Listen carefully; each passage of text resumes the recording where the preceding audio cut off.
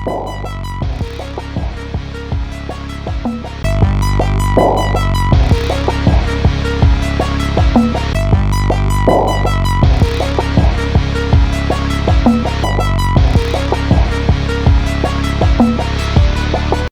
দেখছেন AGT live 24/7।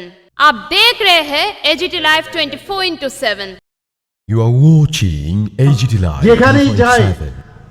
মুখ্যমন্ত্রী আসছে তো সেখানে কোনো অবস্থায় কোনো রকম সভা করা চলবে না, কিন্তু আমরা দেখলাম আজকে ওইখানে একই ঘটনা, সমস্ত দোকানপাট বন্ধ করে দিয়েছে।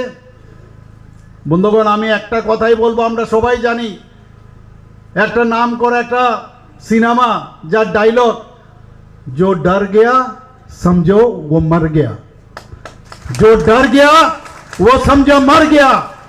কতদিন চলবে এইভাবে গুন্ডামি করে? চলবে না, এগুলো সাধারণ মানুষ সেগুলো পছন্দ করে না। আগামী দিন আমরা চাই এই ত্রিপুরাতে শান্তি প্রতিষ্ঠিত করার জন্য। এখন সারা ভারতবর্ষের মধ্যে আমাদের ত্রিপুরা একটা শান্তি প্রিয় একটা দেশ, একটা রাজ্য হিসাবে দেশের মধ্যে আজকে একটা উল্লেখযোগ্য স্থানে রয়েছে। কিন্তু আমরা জানি নাইবার্স এনবি, আপনার শান্তিতে আমরা অশান্তিতে আছি, কাজে অশান্তি সৃষ্টি করতে হবে।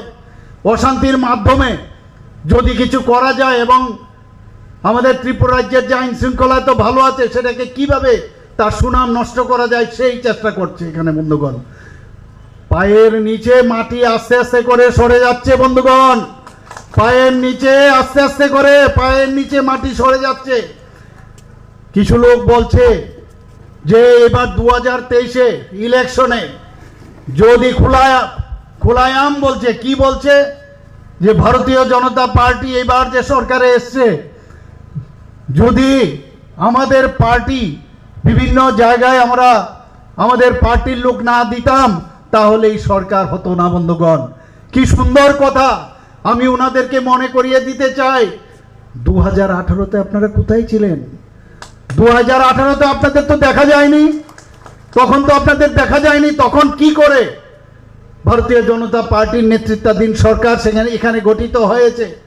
মোদিজির আশীর্বাদে সেটা সম্ভব হয়েছে। মোদিজি হ্যাঁ তো ये न्यूज कंटेंट देखने के लिए शुक्रिया।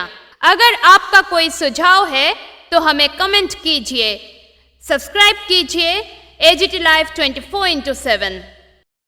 Thanks for watching AGT Live 24/7.